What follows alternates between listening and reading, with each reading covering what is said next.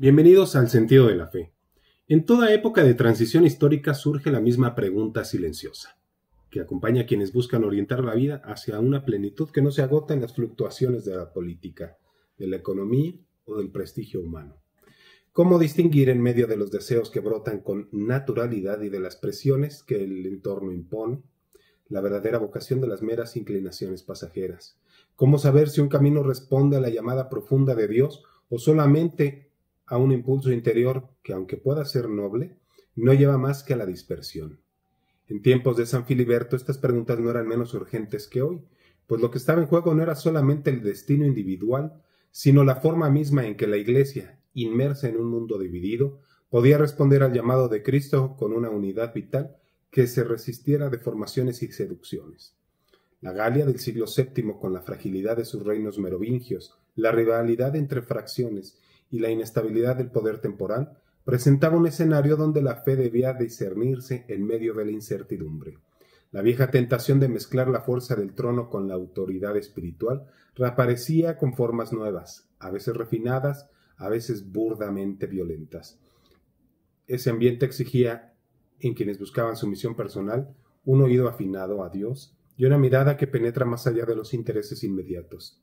La vida monástica, en plena reorganización tras la llegada del influjo columbano y la expansión gradual de la regla de San Benito, ofrecía una respuesta, pero no una respuesta automática. Requería de quienes la abrazaban la capacidad de reconocer qué elementos eran fruto del Evangelio y cuáles podían ser sombras de hábitos sociales que se habían adherido a la Iglesia sin provenir realmente de su fuente. Dentro de este clima de interrogación interior y transformación exterior, Filiberto se formó primero en la corte de Dagoberto I. Ahí aprendió desde joven la mecánica del poder, la disciplina de la administración, la retórica útil para ganarse aliados y la prudencia necesaria para navegar entre intereses cruzados. Su origen aristocrático le permitió mirar de cerca la dinámica de un mundo donde la autoridad se confundía fácilmente con el prestigio y donde la eficacia se medía por la habilidad para consolidar la influencia. Pero en este mismo entorno también experimentó el vacío moral que suele acompañar a quienes ven de cerca las tensiones internas de una política sin horizonte trascendente. No necesitó presenciar grandes corrupciones, bastaba con contemplar el contraste entre el arte refinado del gobierno y la angustia silenciosa de los pueblos que dependían de él, entre la solemnidad ceremonial y la volatilidad de alianzas que podían quebrarse por capricho o necesidad. En este contraste comenzó a despertar en él una intuición que aún no sabía formular, que la verdadera autoridad no se funda en la capacidad de dominar, sino en la aptitud de servir a un bien que supere tanto el interés personal como la fuerza circunstancial. Esta intuición se volvió más clara cuando conoció de cerca la vida de ciertas comunidades monásticas que, a diferencia de la corte, estaban consagradas a una estabilidad interior que le permitía vivir de cara a Dios en cada tarea. En Rebais redescubrió que la disciplina del trabajo y la obediencia no eran instrumentos de sometimiento, sino expresiones de una libertad ordenada hacia la verdad. Allí se fundían dos tradiciones: el rigor columbaniano,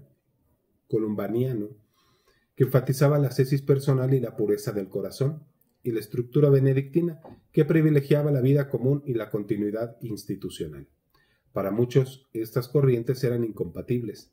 Para Filiberto, sin embargo, representaban dos dimensiones necesarias de la misma realidad: la búsqueda interior de Dios y la edificación de un orden visible que hiciera posible sostener esa búsqueda en el tiempo.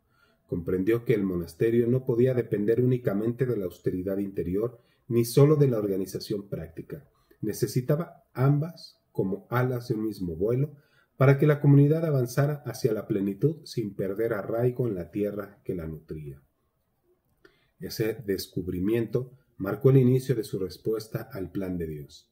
Cuando decidió dejar el palacio, no fue por rechazo impulsivo ni por desprecio de su pasado, sino por el reconocimiento de que su misión exigía un espacio donde los dones que había recibido, la capacidad de gobierno, la clarividencia política y la visión estratégica, pudieran orientarse hacia una edificación que trascendiera la lógica mundana.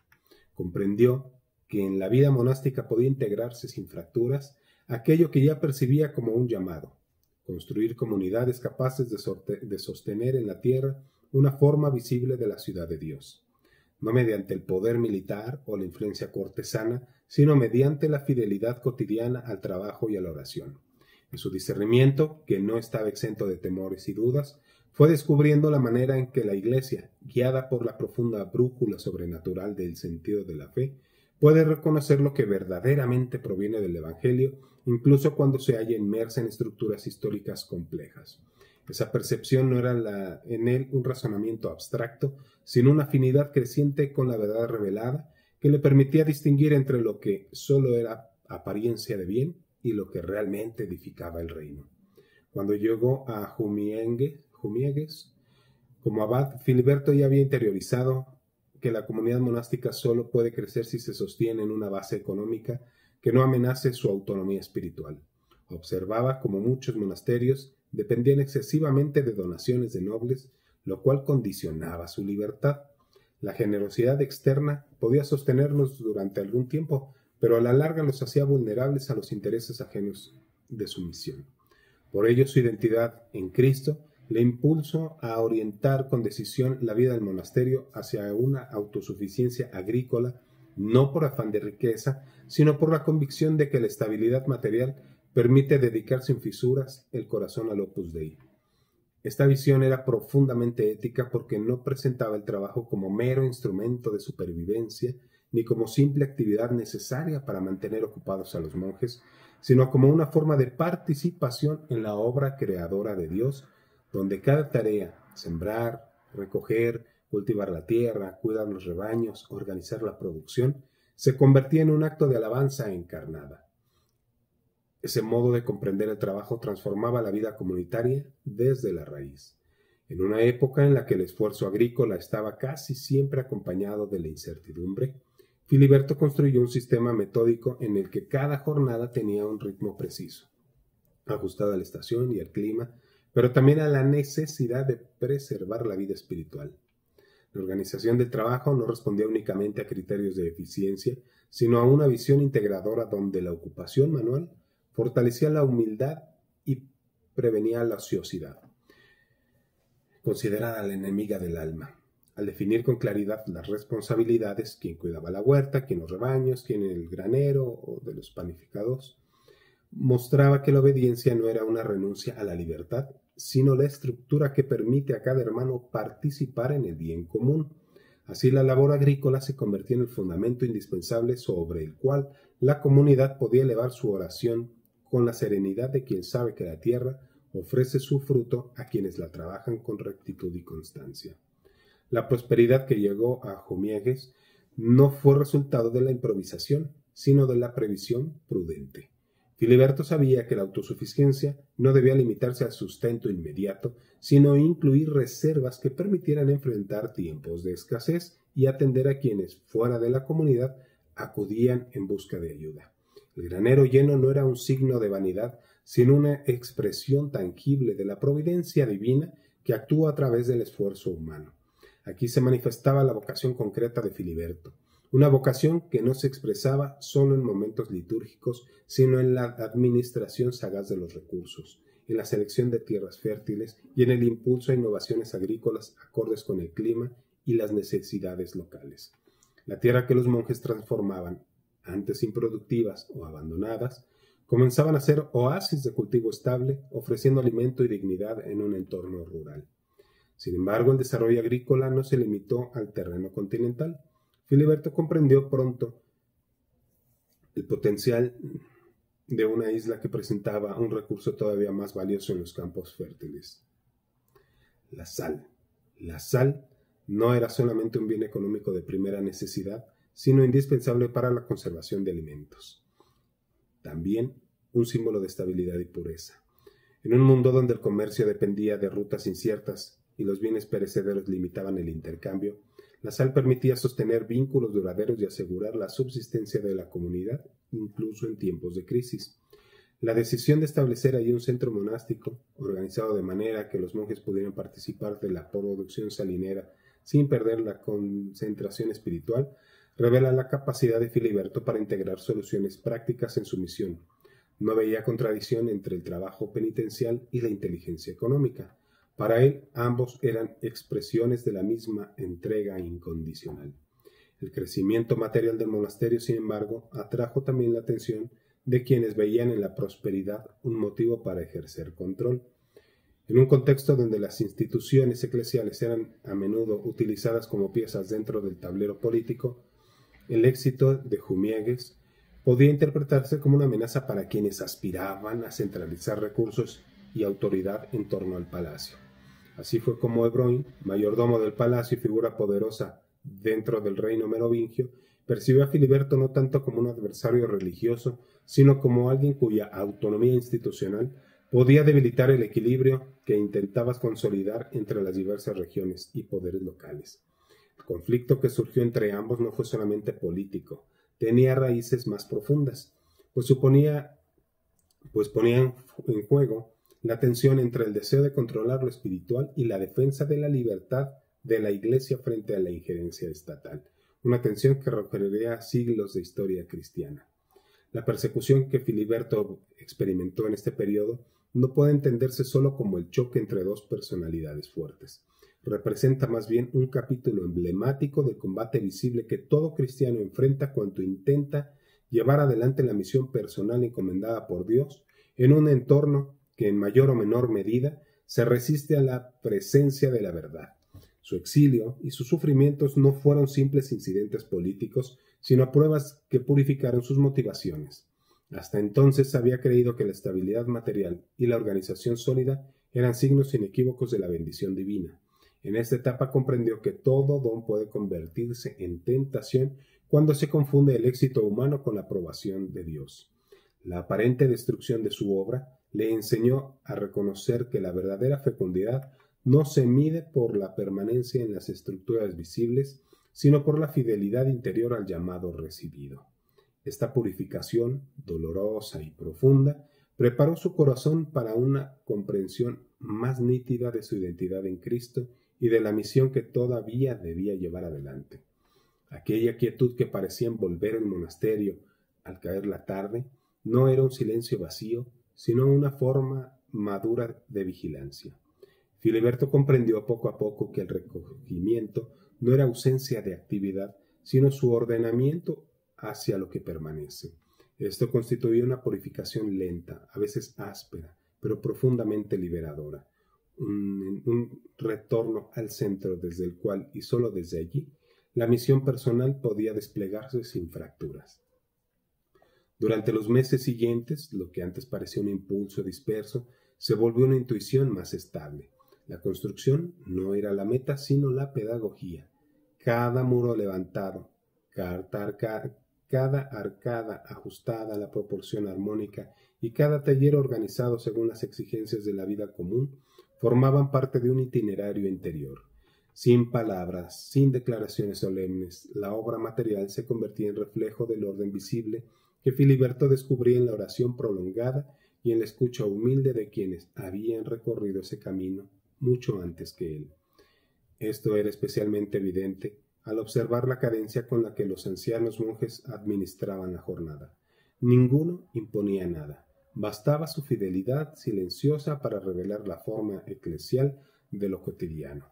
Era una sabiduría sin artificio, cercana a la de San Benito que había querido estructurar su regla. Una combinación de disciplina y misericordia que educaba con la misma naturalidad con la que la luz entra por una ventana orientada al oriente. Filiberto entendió entonces que aquel estilo de vida protegía a la comunidad de dos tentaciones igualmente dañinas: la dispersión frenética que diluye y la rigidez autorreferencial que asfixia. En ese clima su llamado, su vocación, comenzó a depurarse de todo vestigio de ambición.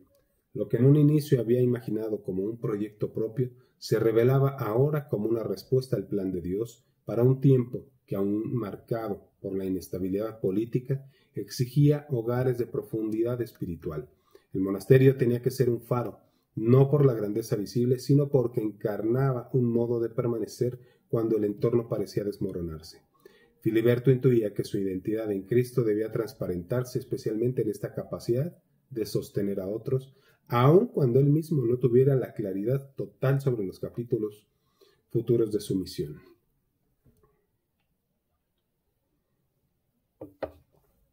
La mitad del invierno fue el periodo más arduo.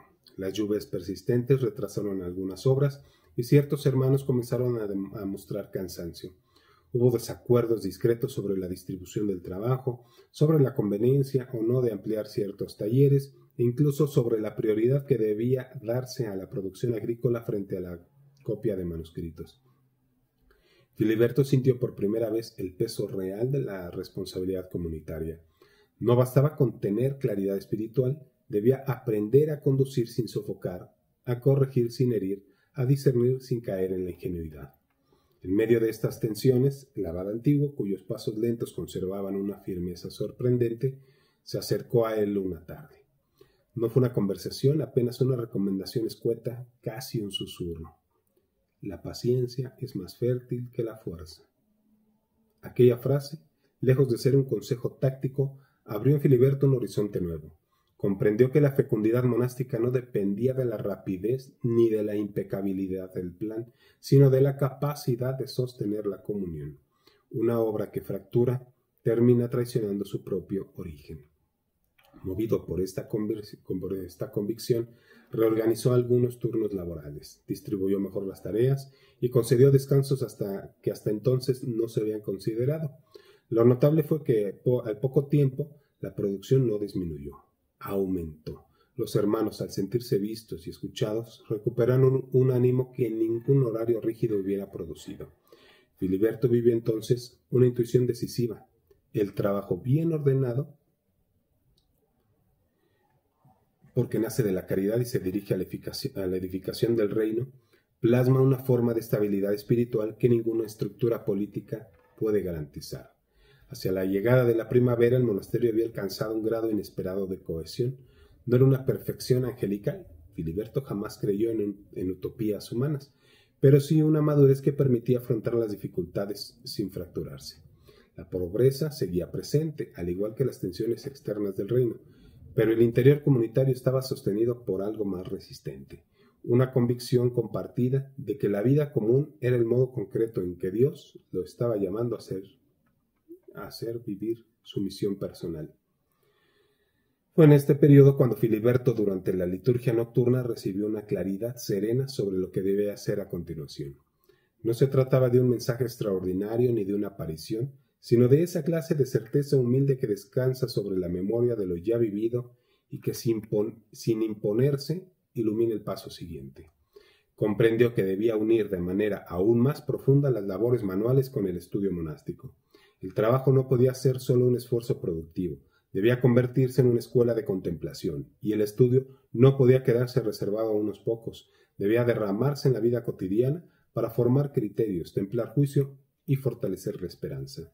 Así, instituyó un ritmo nuevo. Cada día, después de las labores, todos desde los más jóvenes hasta los más ancianos, se reunían para la lectura espiritual acompañada por unos minutos de reflexión silenciosa. Esta práctica, aunque sencilla, transformó la vida del monasterio. Los hermanos comenzaron a comprender que las tareas diarias no eran interrupciones de la oración, sino el espacio donde la oración se volvía carne. Fue en este contexto donde Filiberto experimentó, con una hondura inédita, aquello que había buscado desde su juventud y que por fin podía nombrar sin temor, la certeza interior que brota del sentido de la fe, esa sabiduría eclesial que no nace del ingenio personal, sino de la tradición vivida y transmitida en comunidad. Era la segunda mención en su itinerario espiritual, pero esta vez no como descubrimiento, sino como madurez. Más adelante, el monasterio se convertiría en punto de referencia para numerosas comunidades. Algunos buscaban orientación, otros refugio, otros simplemente querían comprender cómo aquella estabilidad había surgido en tiempos convulsos. Filiberto nunca se atribuyó nada.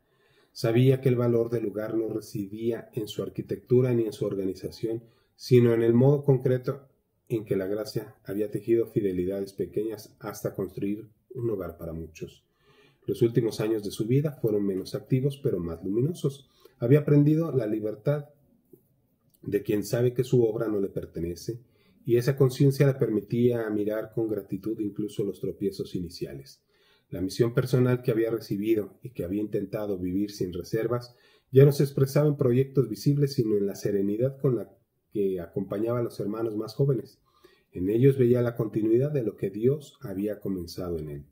Un día de primavera, mientras el sol iluminaba el claustro con una claridad limpia, Filiberto comprendió que se acercaba el momento de entregarse plenamente.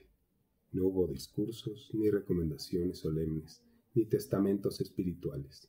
Solo una disponibilidad silenciosa, una especie de descanso en la certeza de que el amor de Dios había guiado todo.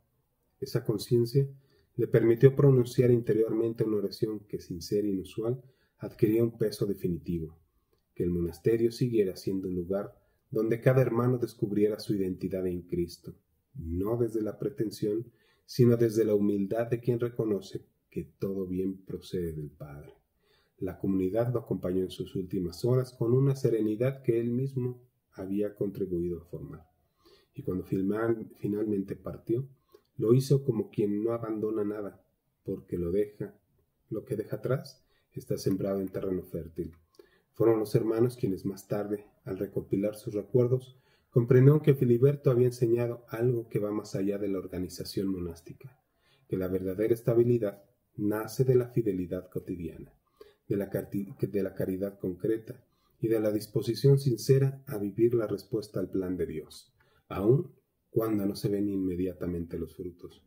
Y así, su legado no fue solamente un monasterio visible, sino un modo de mirar la historia, como un espacio donde Dios sigue actuando incluso cuando las estructuras humanas parecen frágiles, un espacio donde cada vocación se convierte en una forma particular de iluminar la noche. Por eso, si hoy alguien contempla la vida de Filiberto desde la distancia del tiempo, no debe buscar en él hazañas monumentales, sino la constancia de quien supo dejarse moldear por la gracia en lo pequeño. Su testimonio permanece no por la solidez de sus construcciones, sino por la forma en que enseñó a unir trabajo, oración y discernimiento. En él resplandece la certeza de que la misión personal nunca es solitaria, siempre es eclesial. Y así, con la serenidad de quien sabe que la historia está sostenida por una fidelidad más grande que la humana, podemos concluir este itinerario diciendo que el paso de Filiberto por la tierra fue una manifestación humilde y luminosa de lo que Dios puede hacer cuando un corazón se abre lentamente a lo esencial, porque al final, en lo pequeño, en lo cotidiano, en lo que no deja huella visible, todo converge en aquella certeza profunda que la Iglesia custodia desde sus orígenes, la fuerza silenciosa y confiada del sentido de la fe que orienta, sostiene y conduce todas las cosas hacia Cristo. Muchas gracias por llegar hasta aquí. Que Dios los bendiga y la Santísima Virgen interceda por nosotros.